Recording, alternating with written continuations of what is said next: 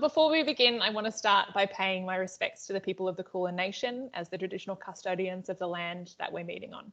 I want to pay my respects to their culture, to their elders past, present and emerging. At Discovery College, we acknowledge Aboriginal and Torres Strait Islanders as the first people of Australia who have never ceded sovereignty and remain strong in their enduring connection to land and culture. My name is Lauren. I work for Discovery College, and this is one of our new experiments that we're trying because we can't currently meet due to the COVID-19 restrictions. So we are coming together for Discovery Convos, having conversations about mental health with different people that come from different backgrounds and different expertise and bring different perspectives on topics. We have started doing that on Instagram, but we're doing these recorded ones as well. And the topic we've started with is self-care. So, other things about me. So I'm an educator is part of my background. I am white Anglo-Saxon Australian. I grew up in Queensland. My pronouns are she, her. And I have my own lived experience of struggling with mental health challenges and supporting people who have struggled with theirs. And I'll be facilitating the chat today with our two guests. We've got Sophie and Jessie. Hello. Hey. Hi. I do this very weird, awkward, like we haven't already been talking for 20 minutes. Yeah, that's right. Nice to meet you. Thanks for coming. Where are you guys calling from? Where are you currently at the moment? I'll start. So I'm in an office at Headspace Bentley today. So I'm working, I suppose, a little bit from home and a little bit in the office. And today's an office day, which is quite nice because I haven't seen people for about 4 days. So it's nice to see actual faces. Get out my family. Yeah. What about you, Jessie? Where are you? Yes, I'm coming from Headspace in Narre Warren. I'm in one of the lovely office rooms and also really enjoying being in the office again, seeing people just doing stuff that's different outside the house. Yeah, totally. How are you both going with the world as it currently is? How have things been? It's going okay. I find it hard. I get a lot of energy from other people. So I suppose being at home and kind of not being able to see friends and family and all my work colleagues has been hard. I've got two little children, an 8-year-old and a 3-year-old. So I'm trying to homeschool as well as work. So that's been, I'll call it fun. So definitely challenging at times. But it's been nice to spend extra kind of time with the family. That side of it's been nice. So. Yeah. Pros and cons. Yes. What about you, Jessie? Yeah, I think that it's going okay. I think this week's been particularly hard. Feeling like I just want to get back to it all. Feeling a little bit closed in at the moment, particularly with the restriction and knowing that it's not a choice to stay home and understanding why we need to and how important it is, but also knowing that a lot of our self-care strategies and our support people have now been taken away and we're either doing that virtually, like our conversation now, or they're not really happening and you're waiting for everything to go back to normal. I, though, have learnt a lot about technology, a whole lot more tech savvy than I was to begin with. Yeah. And I think people are starting to get quite impressed, not because of the stuff that I can do, but just how much I've changed. So, yeah. Well, I've always been impressed by you, but I'm doubly impressed. Thank you. Well, and really impressed. Thank you both for jumping in and doing this as the first sort of part of this. Yeah. We've not been doing it very long on Instagram, and this is the first time we've done it, a recorded one. So it's pretty brave. But hopefully it'll go really well. And I mean, very convenient, Jessie, that you've brought up self-care, because that is what we're going to talk about today. It's a nice little segue there, Jessie. So it's like you knew. So tell me, to kick it off, I'm going to ask you, what is the worst self-care strategy what is the worst self-care tip someone's ever given you? Oh, there is so many. I think that I just really enjoy it when you're like, I'm not coping, the world's about to end, everything's a disaster, and someone goes, sorry, Grandma, this too shall pass. take a few deep breaths, go for a walk, have a shower, it'll all be fine. And you're like, I understand, but not really helpful right now. But no. Yeah, or just like trying to like do those surface level like activities of take a shower or go for a walk, like it's going to be okay. Okay. But I think sometimes it's like actually I feel like I'm quite in crisis and I need something that's a bit more intense and more individual to me rather than maybe a strategy would just offer to the world and something that's quite broad, I guess. Yeah, definitely. What about you, Sophie? Yeah, I suppose similar to what you're saying, my most hated thing is being told to breathe. I think it's like being told to calm down when you're angry. Like, I don't know that it's ever really worked. I think I have a really active mind, and if I'm stressed, it's extra active. And so being told to instantly have that expectation that you're going to drop from here to here and be able to sit and meditate and breathe is pretty unrealistic for me. So I tend to kind of lean towards things that are a bit more active. And as you said, you want that individualized kind of self-care tips. You don't want the, have some chocolate, go for a walk, yoga, all of that kind of stuff. It's just, you just want to roll your eyes when people say that. Well, and this was like, so, I mean, both of you work with Discovery College pretty regularly, and we talk a lot about, like, we can offer tips and strategies and things like that, but what we actually do in Discovery College is try to dig into being like, well, what does that thing actually mean, and how do you make a choice for yourself around, what that is going to do, or how do you support someone to make that choice for themselves as well? Like, being told to breathe or breathing or meditation or going for a walk in and of themselves aren't bad things. Like, great, if that's helpful, do it, fantastic. But often the tip that you're being given isn't based on a knowledge of you. It's based on a general, well, maybe try this. So, which brings us to the conversation we're going to have today about self-care and the perspectives you guys bring to what that actually means. So, do you want to tell us a little bit about your background or the perspective that you bring to talking about mental health? I don't know who wants to go first. I'm happy to go first. Take it in turns. So I'm a social worker by profession. So I'm going to show my age here, but I've been a social worker for 20 years this year. I've worked in a variety of roles, but I'm currently employed by the Alfred Hospital, working at Headspace as the team leader of the Mobile Assessment and Treatment Team, which is part of the HCEP service. It's a lot of acronyms I've thrown in there. Can I ask, I didn't prep you for this, but how did you come to social work?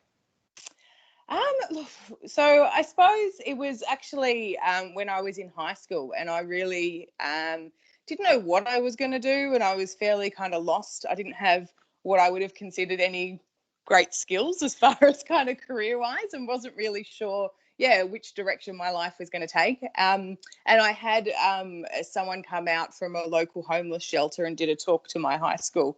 And no one else was listening. Everyone else was kind of, thought it was kind of not very important. And everything changed. And so I went on to kind of volunteer there, and I did a student placement there and went on and worked there as well. So homelessness was kind of my initial passion and my initial, lead into social work. So. That's awesome. I have this really great image of like tiny little you just being like this at the presentation. Yes. Like, yeah. Tell me everything. Like, this is it. This is my thing. I've been looking for it. So that's so great. I've never heard that story before. That's great. Yeah.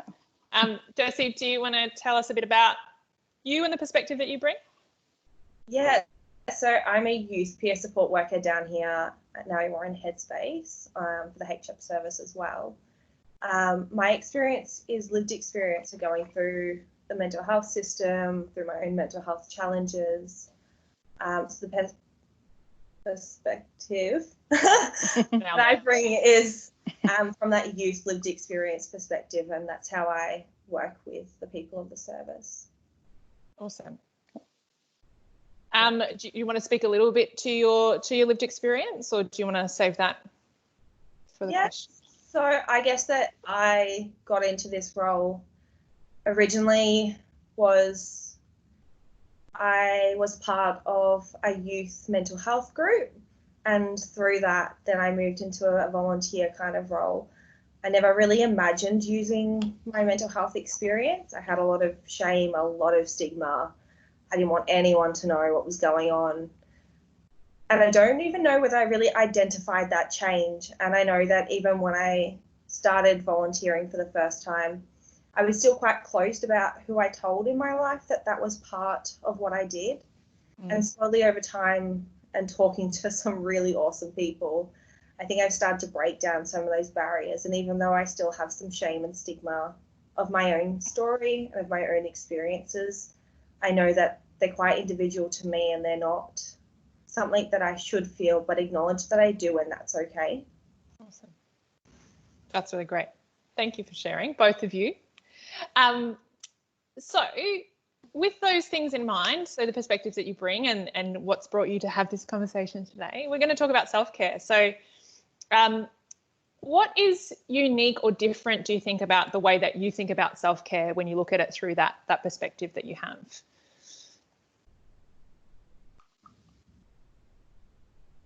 What's different?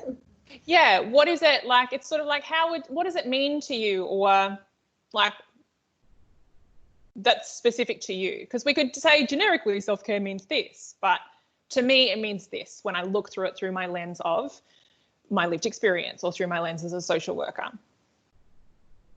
For me, what makes it different is I think instead of using self-care, I go, what will support myself?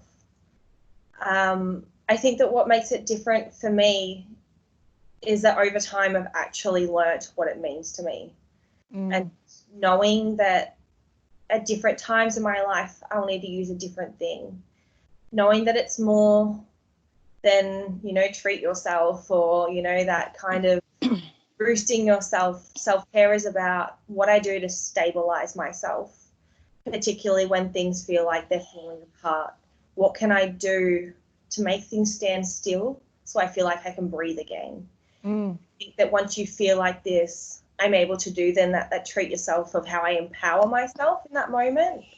But definitely it's about supporting myself, what helps rather than self-care. Sometimes I think self-care and I'm just like, better do me some meditation, go for a lovely walk, think some happy thoughts. Yeah. And I think that over time I've learnt that maybe these aren't my things. Maybe my things is, connecting with the people that mean the most in my life, journaling, started doing some drawings. And I think through those small things, I learn more about myself. So learning to draw is about taking that step back, not having a rush, knowing that it's okay for nothing to be perfect, knowing it's okay if it doesn't look like somebody else's, knowing that over time I'm happier with it, that it means more to me, and that I've learnt to accept what it is that makes it different for me and how unique that is. And then I guess the conversations I have with other people, I'm then able to reflect that, being like, my strategies probably won't work for you. But like, I think when I started exploring it, people asked me what was helpful. And I was like, I don't know. I don't know what's helpful, because if I did, I'd be using it. Yeah. And then someone switched it and they're like, well, what's unhelpful? And I was like, damn, I've got a list for that. Yeah, definitely. So I think that's where I began. And I think that now it actually has meaning for me. It was so much value in what you just said. I'm going to try to, just going to try to move back. So let's move back. So that idea of like that strategy of being like, knowing what is unhelpful is also a way of getting to like what that means for you. But you also talked a bit then about like how the things that you've chosen or the things that are meaningful for you are connected to things that you value. Like it's not just about drawing, it's about the perspective that drawing gives you and that feeling of accomplishment and the feeling of practice and those things, and how you have honed that over time, I think is really valuable. And also that idea that you said right at the beginning, like just that idea that self-care changes across time. Like it's in particular moments, like, and it shifts and changes and you sort of have to, like it adapts or you adapt it with you. Oh boy, that was a really good answer. So that's so valuable. Sophie. Well, I suppose leading on from what you were saying about it changing over time, I think from a social work perspective, I think there's also different kind of, if you look at it as a holistic self-care, you look at different kind of aspects of your life, and there's different self-care needs in each of those aspects. So I think if you're looking at your physical self-care opposed to your emotional, opposed to relationships and setting boundaries, like I think it's important when looking at self-care not to kind of just look at, do some yoga, do some meditation, but look at kind of each of those aspects of your life and see how you can make them a little better and make each of them kind of a little more livable. So I suppose that's what, as a social worker, I'd be trying to do with young people that came through. Can you say those areas that you might focus on again? I suppose we look at emotional health, we look at physical health, we look at relationships, we look at spiritual self-care. I'm trying to think of any others. There could be, I suppose, quite a few. It depends on the individual and what's important to them. Education, employment, everything kind of comes into it. I think it's about helping someone kind of understand themselves and working out, what areas need a self-care strategy and then developing one from there. So I think, what works for you at home, going and having a bubble bath, you can't use that when you're stressed at work. So you need different strategies for kind of different environments. It's kind of inappropriate. Yeah, you could, but I don't think your colleagues would like it. But that's what I mean. So I think it's about, self-care, first and foremost is understanding who you are and what your needs are. And so you can't give someone a list of self-care strategies and go, there you go, you're going to feel better. It's not going to work like that. You have to kind of teach them to understand themselves. So. Totally. I don't mean, just listening to that, I think it's told me a lot about myself just now, in that I was like, okay, well, there's a checklist. Like, you do an education thing and do a relationship thing, and then just do one thing in every area, and then you're better. Fantastic. But that idea that there's probably some parts of your life that you're already pretty good at, and quite naturally, like, you've already got stuff, but it's about looking at the areas for you where you could make an improvement or create a life for yourself that, like, is a little bit more comfortable, like you said, and trying to tap into, which are the parts that I want to change? I don't have to change everything. Nor is taking one bubble bath every day, taking a 45-minute bubble bath every day going to fix the problem. Tick, yeah. And I think the list side of things and all of that can be really overwhelming. Like, I think when I was thinking about today, I was Googling self-care, and you come up with like list after list of all these amazing strategies. And for people who are already feeling stressed and overwhelmed, to then go, okay, now go for a jog and eat healthy and have a bath and, journal. I mean, it makes people more stressed. I think it kind of has the opposite effect. It's got to work in with where people are at and what they need, I think. Yeah, totally.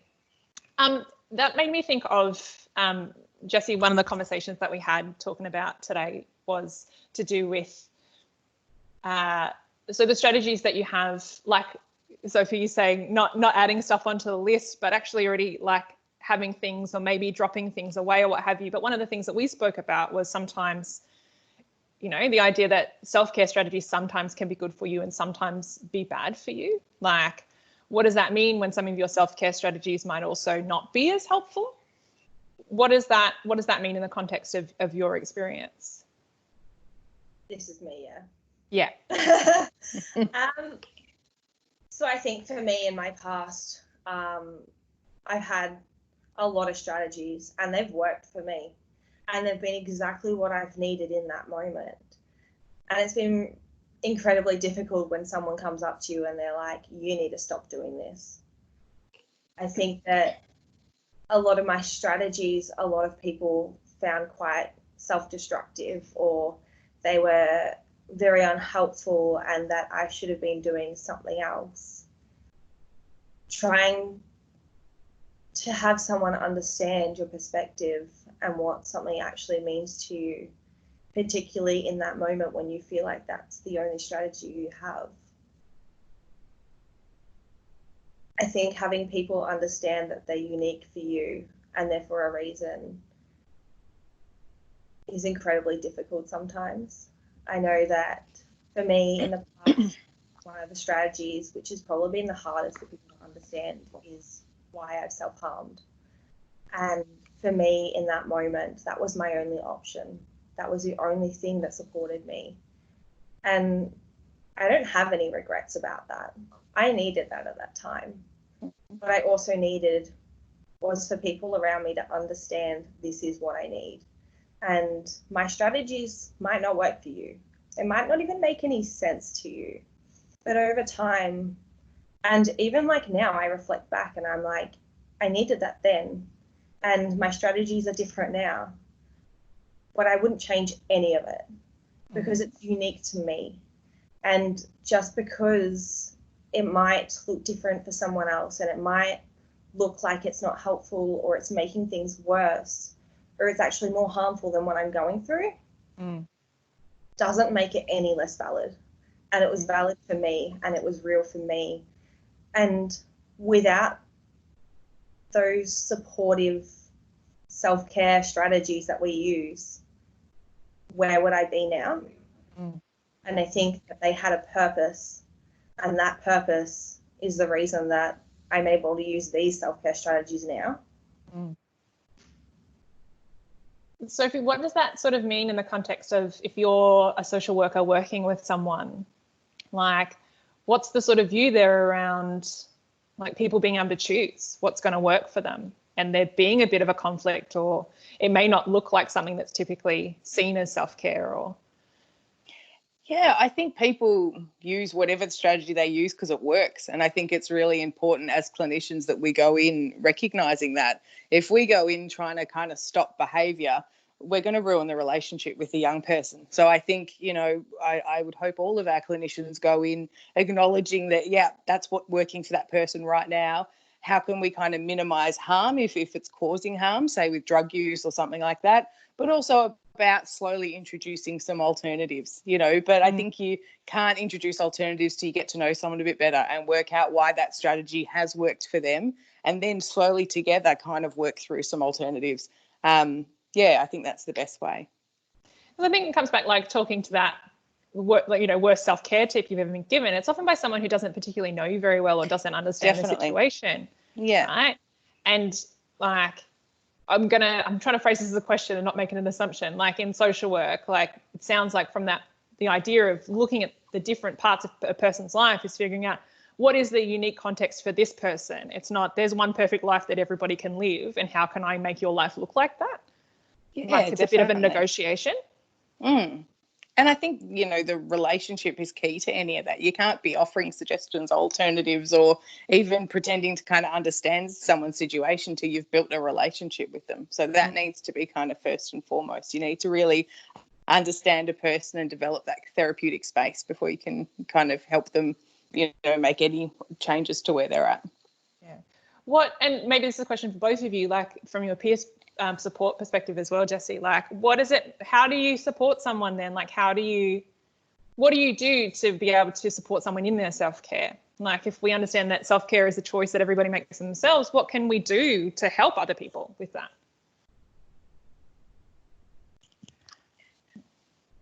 I suppose first and foremost, it would be getting to know them and asking them if they want to make changes in any of those areas. So it's not coming in with advice and information that somebody doesn't want. So I suppose it's offering, if this is something that young person wants to work through, we could kind of help them around that. And if it is something that they want to work on, I suppose it would be, slowly developing a bit of a plan about what self-care could look like for them. And, we can offer suggestions, we can offer what we like, what we hate, but ultimately it's helping them come up with a plan that works for them. Yeah, offering stuff as a suggestion rather than this will work for you. It's worked for this many people. Right. Yep. Yeah, they're the expert. Let them kind of come up with the ideas, but we can kind of help them along the way. Yeah, cool. Jessie, what do you reckon? Definitely.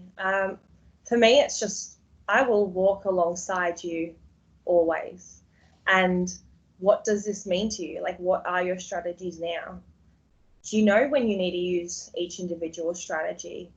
And then making sure that they know that all their strategies. Did that bug come back? Oh my gosh, I'm so afraid right now. There's nothing on you. Take a deep breath. We can't see anything. Oh, maybe there is. No. I'm so afraid it's a spider and I'm just going to completely jump. We'll let you know. You can see this giant black thing crawling on me. So yeah, I think it's about making sure that they know that if other people in their lives don't agree with their self-care strategies, that's okay. And it doesn't mean that they should change any of them. It shouldn't change who they are. And knowing that the reason that they have them, there's a purpose for them. And then I guess I like to explore, like, what does that strategy mean for you? How does it make you feel in that moment when everything's falling apart and you use that strategy? Do you know how it feels within your body, or what it's like after you use that? What does it mean when you don't have that there for you? And then exploring whether people have given them strategies that have been super unhelpful in the past. And then we usually be like, people, hey. And then we'd be like, well, what's the opposite of that? Is that something we want to explore? Maybe it's something different, but maybe you don't even have to think about it right now. Maybe it's about just going along with what works. And when things maybe feel a little bit less intense, maybe then let's explore, rather than being like, that's a negative behavior, don't do that. And you're like, well, how else am I supposed to explore anything right now? Like, this is not the space for that. Yeah. Or like Sophie was saying before, here are 15 things you can do to make your life better. So do them and you'll be great. So good job. Just try them again if they don't work. That's right. Just keep doing it forever. And a lot of times I think people aren't ready to make the changes, as you said. So our job isn't to kind of keep hounding them to make changes. It's to kind of do that walking alongside. And when you want to look at something alternative, let me know. But for the meantime, let's just support you in, you know, what you know how to do best, and then look after yourself. And I think that's kind of the message we need to keep giving. Is that hard though as well? Like when you've got an expertise, or when you've got something you feel like you want to share? Like, I'm also speaking from experience. It's like you're watching someone doing things and you're just like, I just want to help you. Like, I feel like I've got something that's really going to be useful. If everyone just did what I said, their lives would be perfect. I think that says a lot about me as a person. But yeah.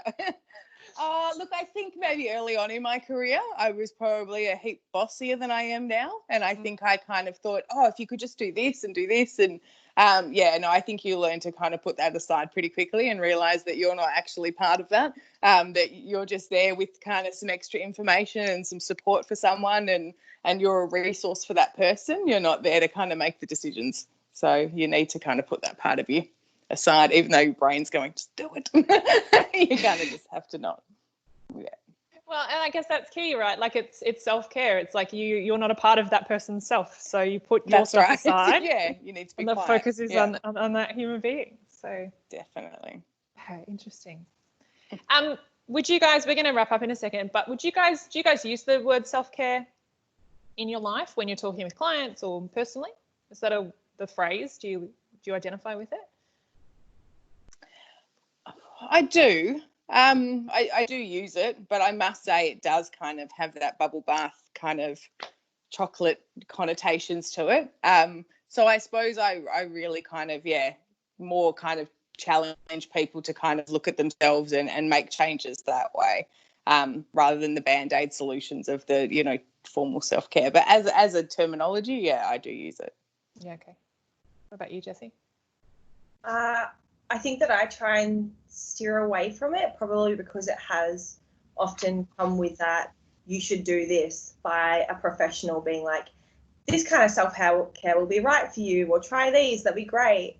I think that I usually use the phrase self-help or supporting oneself. I think sometimes I do use it in work, but it would be like, what do you kind of do to support yourself? Like, kind of self-care stuff, like, I usually do this or that.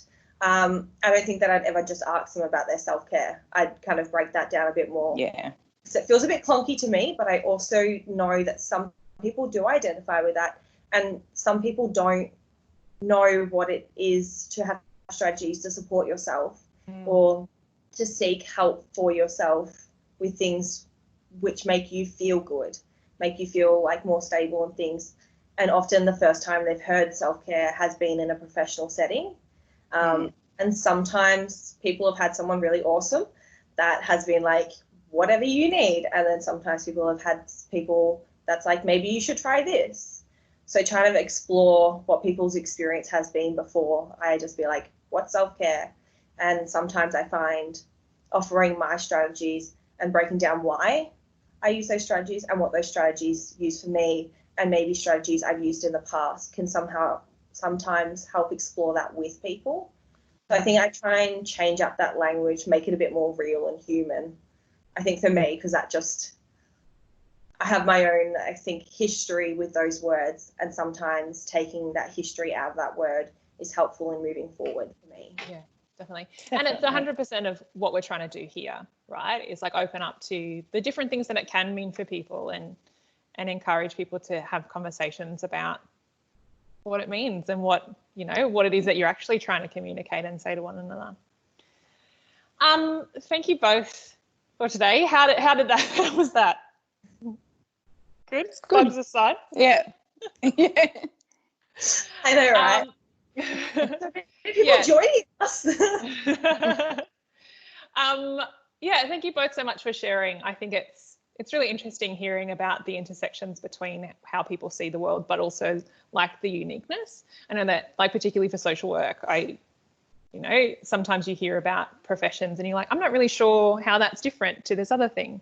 Like, so knowing that it's like that systems focus and the holistic life stuff is really cool. And even like the specifics of your lived experience, Jessie, as well, like the way that you see and speak so articulately to how that has shaped your view of self-care. I think it's really been valuable. So thank you both very much. Yeah. Nice. I'll do my weird awkward wrap up while you both sit here as well. So we're going to try to do one of these a week for the next little while. We're also going live on Tuesday nights on Instagram at 7 p.m. So our Instagram handle is @DiscoveryCollegeConnect if you want to join for that. So we're still having conversations about self-care over there as well. The best way to keep in touch with us on Discovery College is through our social media, so at Discovery College Connect, or you can shoot us an email at info@discovery.college, or check out our website, discovery.college. Yeah, that's it.